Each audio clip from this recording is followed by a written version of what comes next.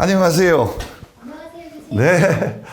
초대 응해주셔서 감사합니다. 아이고, 불러주셔서 감사합니다. 네, 앉으시죠. 네, 네. 바쁘실 텐데 초대 응해주셔서 감사드립니다. 불러주셔서 고맙죠. 네.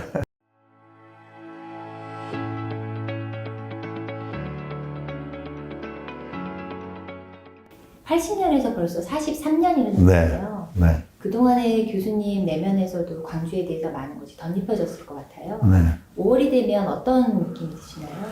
매년 그 5월이 되면은 80년 5월 달로 네. 마음이 돌아갑니다. 프로그램을 시작하면서 말씀드려야 할 건 저는 하루만 경험했습니다. 5월 25일 날. 25일이면 광주가 완전히 고립되어 있는 상황이었는데 네. 어떻게 거기에 들어가실 수 있었을까요? 경비도 상황에서. 24일 날 아버지하고 대화를 좀 나눴어요. 거기 나오는 얘기들이 너무 어처구니가 없다고. 사람이 많이 죽었다는데. 그 선교사들도 있고 그러니까 한번 가봐야 되겠다. 아버지가 저한테 너 들어가서 거기 죽을 수도 있다. 서양 문화는 조금 달라요. 아마 한국 부모 같으면 절대 못 가겠죠. 너가 알아서 해. 그 다음날 차를 가지고 왔는데 담양에 이제 베리케이드가 고속도에 네. 호남 고속도에 쳐져 있는 거예요. 그래서 이제 차를 몰고 담양읍을 들어가서 국도로 이제 교도소까지 가서 그 교도소 앞에 차 세우고 걸어서 광주를 들어갔습니다. 근데 검문소를 7개인가 통과했는데 검문소에 부딪힐 때마다 이제 거짓말을 하는 거예요. 제가 미국 대사관 직원이고 그 통역을 데려가서 저는 이제 한국말을 못하는 걸로 하고 거기 선교사들의 미국 선교사들이 그때까지 있었어요. 그래서 그분들의 어떻게 뭐 무사한지 확인하러 간다 그런 명분. 막 영어로 내가 막 떠들고 그 통역이 이 사람 미국 대사관 직원인데 당신들 큰일 나. 이거 외교적인 문제 생겨. 근데 다행히 그 검문소 지켰던 사람들이 그렇게 똑똑한 사람들이 아니야. 그럼 한국말을 못하시는 척을. 그럼요. 아, 네. 근데 이제 제일 인상에 가슴이 그냥 찢어질 만한 장면을 목격했는데 그거 이제 다 거쳐서 들어가는데 처박혀 있는 버스 옆에 뭉쳐라 전남 우리밖에 없다. 그때 그게 지금도 아주 굉장히 마음 아픈 얘기예요. 그게 모든 그 총을 전부 다 그 마지막 검문소를 거쳤을 때 그냥 M16으로 군인들이 쫙 누워 있어요. 광주를 겨누고 있는. 아니 뭐가 저렇게 저 소개가 뭐가 저렇게 대단해서 저러고 있나. 젊은 마음에. 네. 예.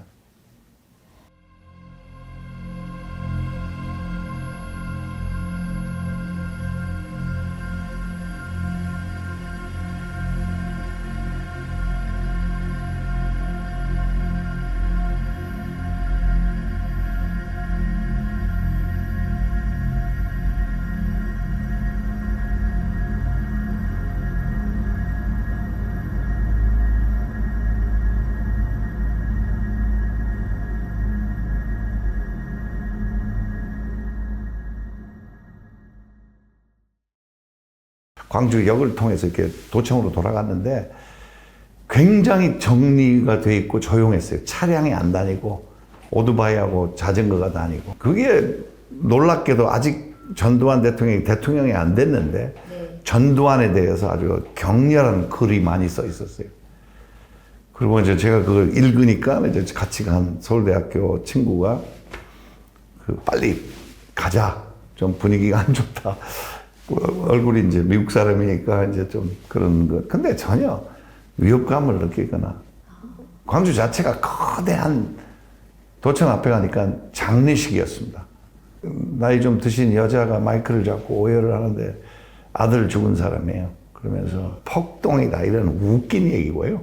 추모 어떻게 표현해요? 꼭 장례식장에 간 그런 도청 건너편 건물 지하에 이제 시신이 있다고 그래서 이제 거기를 제가 새치기를 했어요. 그때 이제 처음 시민군하고 부딪혔죠. 이제 총 메고 있는 시민군이 와가지고, 지금도 후회하는데 나보고, 선생님, 질서를 좀 지킵시다. 그렇게 새치기 하면 어떡합니까? 그래서, 아유, 미안하다고. 그래서 이제 도청으로 와서 이제 학생증 보여주니까 이제 도청이 다 학생증만 있으면 대학 학생증 그럼 다 통과돼요. 네. 도청 들어가자마자 앤드루 네고스키라는 기자를 만났어요. 뉴스윅, 볼티모어 선, 워싱턴 포스트, 뭐 뉴스윅 타임 미국 기자들이 외국 기자들이 다 와 있었어요. 네. 근데 앤드루 네고스키라는 사람을 기억하는 것은 저를 만나서 이 친구 영어로 he speaks Korean 한국말 한다. 야 우리 기자회견 하고 싶은데 좀 도와줄 수 있겠느냐. 그래서 뭐 순진했죠. 못 도울 일이 없죠. 그래서 이제 한 30분 이제 시민군 대표가 나왔는데 이제 시민군 대표는 띠가 2개입니다. 하나가 아니고. 네.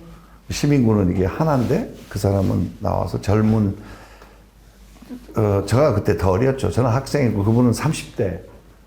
마른 키가 좀 큰 사람이었는데 그 사람이 나와서 좀 기다리라고. 그래서 한 30분 정도 기다리니까 이제 도청 그 도지사실에서 아마 지도가 많은 방이었어요. 거기서 이제 외신을 위해서 3시간 기자 회견을 하면서 마지막에는 질문을 주고받고 광주에 대한 전반적인 얘기가 다 나왔어요. 제가 제일 후회한 것은 그 종이에 이거 많은 혼란을 가져올지 모르겠지만 말씀을 드려야 될 것 같아요. 종이에 돌아가신 분 600명 명단이 있었어요. 아, 당시에 거기 네, 종이에요? 네. 네. 뭐 확인할 수가 없죠. 모르죠. 이제 거기에 실종된 사람도 있고. 근데 그게 진압 전이에요. 그거를 제가 복사를 해서 하나 좀 가지고 나왔어야 되는데 그게 평생 제일 한스러운 일이에요. 그거보다 훨씬 나중에 공식 기록은 축소되게 남겨졌죠. 200여 명으로 돼 있죠. 그러나 오늘날까지도 저 생각에는 훨씬 많은 것 같아요. 그러면 그 종이는 시민군들이 작성했던 예. 그리고 그 기자회견은 굉장히 역시 또 질서 있게 그 시민군 대표가 나와서 서가지고 인사말부터 시작했어요.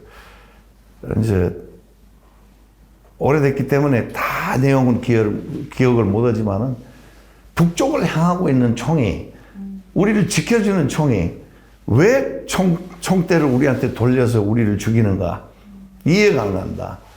너무너무 억울하고 어처구니가 없다. 우리 빨갱이 아니다. 네. 우리는 매일 애국가를 부른다.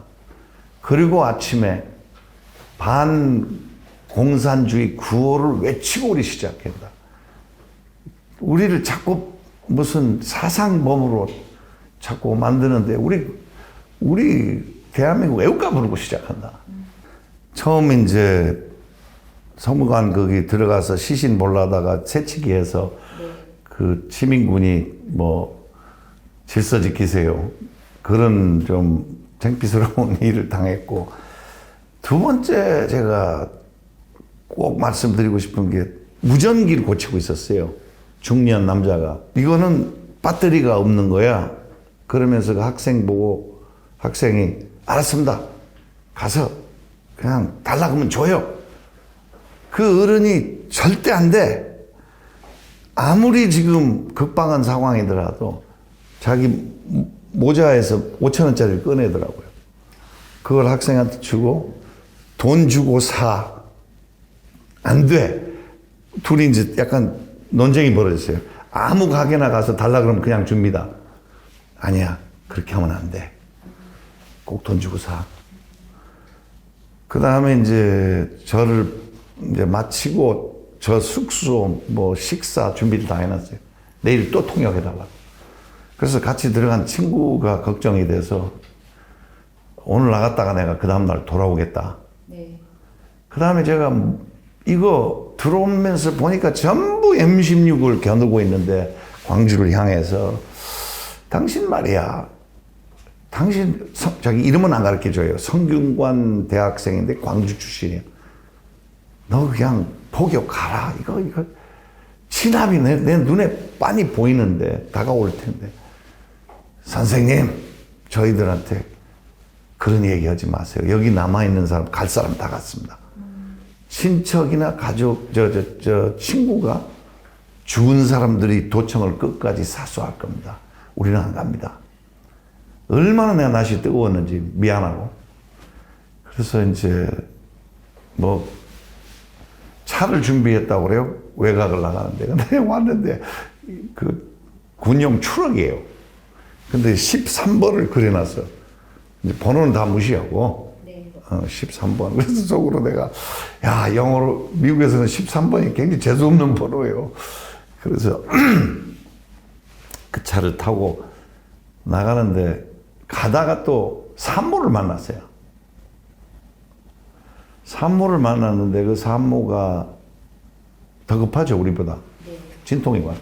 그 산모를 병원에다 데려다 주고 또 외곽으로 간 거예요. 근데 이 친구가 겁이 없어. 자꾸 외곽으로 간 거야. 나는 총을 맞거든. 제발 좀 세워라. 여기서 걸을게.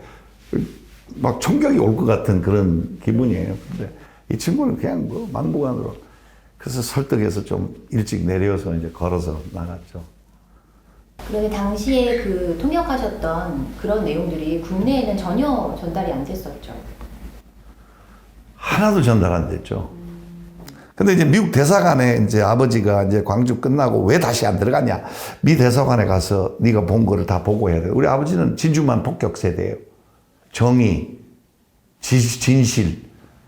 그래서 우리가 새벽 4시에 일어나서 완행 열차를 타고 전주 가서 고속버스 타고 서울에 와서 1시쯤 5월 26일 날 1시쯤 대사관 들어가서 대사관에서 이제 아마 내가 보기엔 정보 쪽 사람들 같아.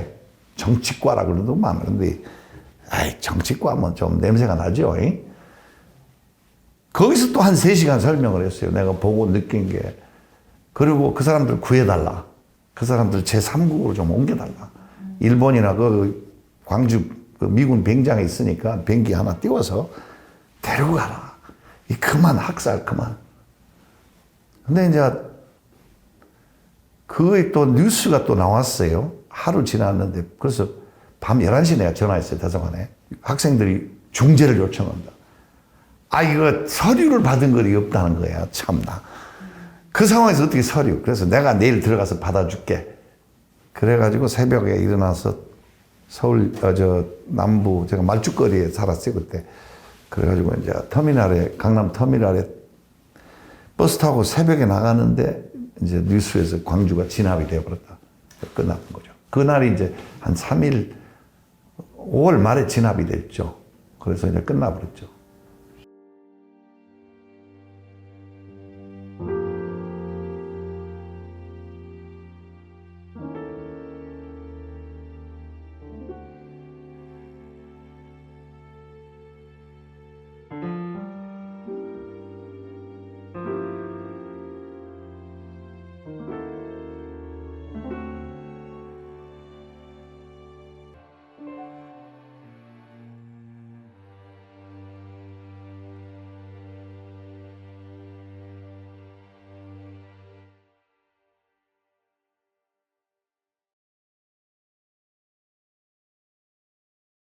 그리고 이제 참 안타까워. 저도 얼굴이 이렇게 생긴 사람인데 거기서부터 이제 반미 감정이 많이 생겼죠. 그럴 수밖에 이해가 다 됩니다. 저는 그 당시에. 그러니까 그 미국의 도덕성이 미국 안에서와 외국에서 완전히 다른 잣대를 쓰고 있다는 걸 그때 제가 깨달았어요.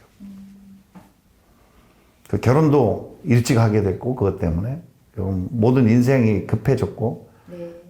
많은 손해도 봤어요. 그리고 이제 그 어떤 정상이 아니죠. 사람이 경찰한테 쫓기는 또 사는 게. 그렇지만 성숙하게 했고 아프지만 성숙했고. 그리고 나는 여기서 꼭 강조하고 싶은 건 저는 감옥을 안 갔습니다. 마음과 정신 고통을 받았지. 그 감옥 간 사람이 수십 명, 수백 명이고 또 돌아가신 분도 있고 그분들의 희생에 비하면 저라도 말로 아무것도 아니에요.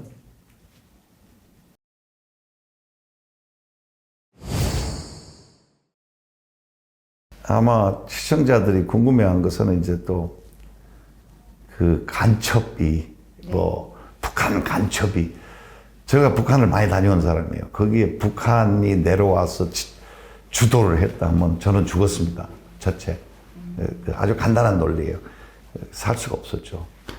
그 다음에 이제 오늘 처음 밝히는데 제일 기가 막힌 얘기가 의심스러운 수상한 사람을 체포를 했대요. 시민군이. 아, 네.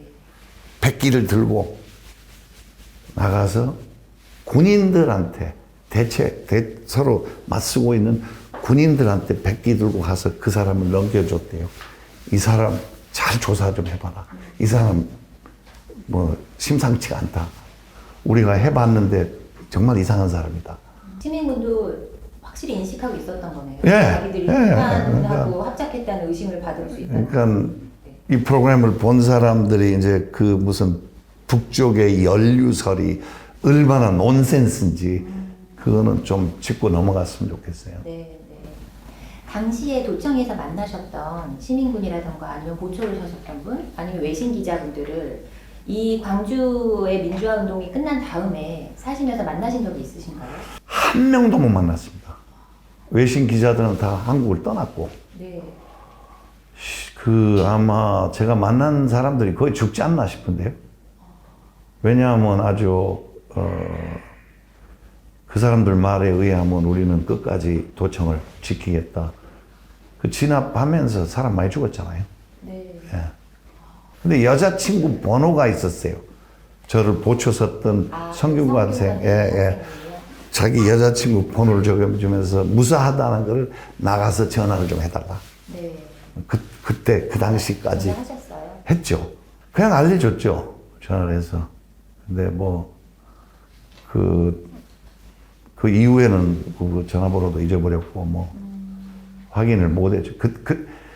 그 다음에 이제 지금 우리가 이런 민주화된 대한민국에서 살아서 그 분위기와 그때 그거를 느낄 수가 없어요. 그때는, 그 다음부터는 이제 하루가 이제 어떻게 될 건지 고민하고 살았던 때예요.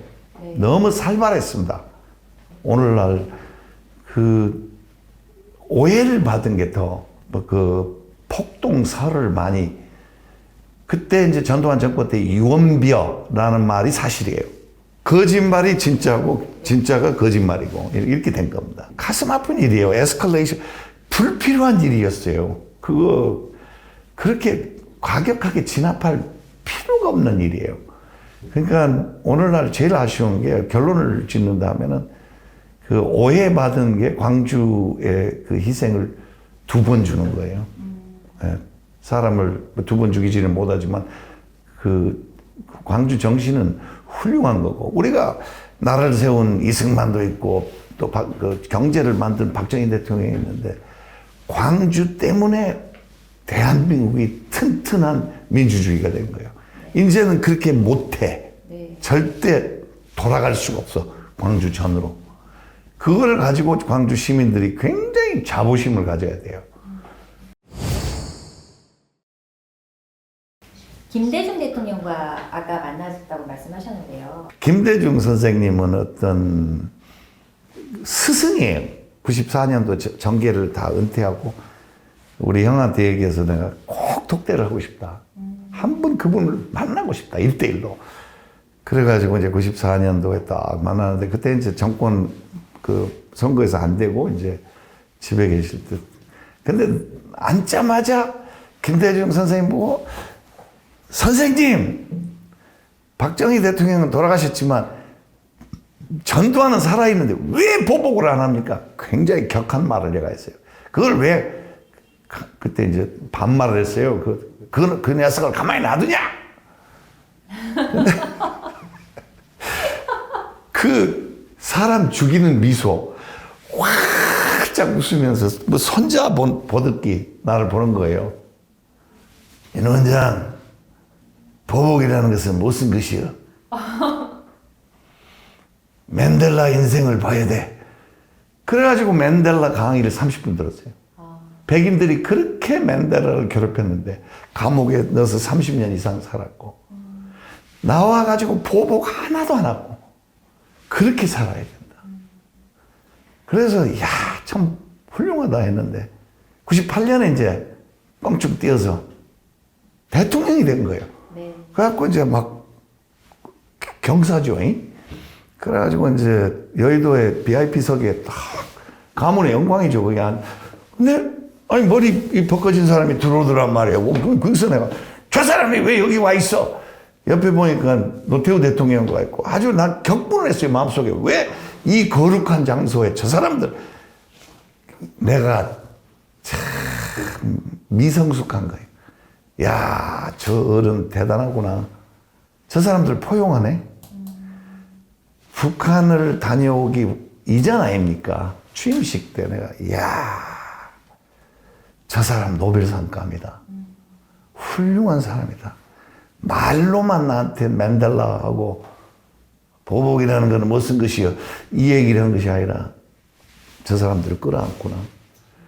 김 대통령 임기 안에 전두환 노태우 대통령을 더 형을 안 살게 했고 전혀 손을 안 댔습니다. 남북 화해도 그렇고 동서 화합도 그렇고 광주 항쟁도 그렇고 유태인 말을 빌리자면 forgive but don't forget. 우리가 용서는 하지만 무조건 덮어놓고 용서를 하지만 그 사건을 잊어서는 안 돼요. 그 교육에 도청도 다 그 총알 자국을 파냈으면 좋겠어요. 파내가지고 다시 페인트해서 총알 자국 있는 그대로. 그때 누구나 와서 도청을 걸어 들어가면 와 제가 제일 충격받은 게 광주를 들어갔을 때가 도청이 총알 자국이었어요. 작은 소총 자국도 있지만 뭐 50mm 그냥 막 이 큰 총으로 헬기 사격을 안 했다는데 다 그 거짓말이에요. 헬기 사격 했죠. 그러니까 그때 이 머리로만 이해하면 부족해요. 가슴으로 이해해야 돼요. 그러니까 가짜뉴스가 되게 횡행하고 뭐 북한군이 300명이 개입을 했다던가 아니면 폭동이었다던가 이런 설들이 난무하고 있고 또 최근에는 젊은 세대들 사이에서는 그 전두환 전 대통령을 미화하는 움직임도 있거든요. 아픈 역사입니다. 네. 그러나 대한민국이 아시아권에서 제일 먼저 평화스러운 정권 교체를 할 수 있었던 바탕이 된 것 같아. 그래서 우리가 거기 머물러 있으면 안 돼. 머무르지 않고 거기서 교훈을 배우고 성숙해지고 그거에 대해서 특히 광주 시민들이 좀 엄청난 자부심을 가지고 살고 거기에 슬픔에 머무르러 있으면 돌아가신 사람들을 위한 일은 아닌 것 같아요. 우리가 딛고 넘어서 대한민국이 더 업그레이드가 돼서 우리 후대들한테 잘 이 역사를 설명해주고 불행한 일이지만 이거 통해서 대한민국의 민주주의의 광주라는 곳이 원래 동학서부터 일제 학생운동, 광주항쟁, 이 무등산의 문화가 대한민국 민주주의에 기여를 했다. 이래야 되지 않겠습니까? 맞습니다. 5.18이 첫 평화스러운 정권 교체의 바탕이 된 겁니다. 그래서 아시아에서는 한국 민주주의가 매우 시끄럽습니다. 삐걱거리고 그러나 건강한 민주주의입니다.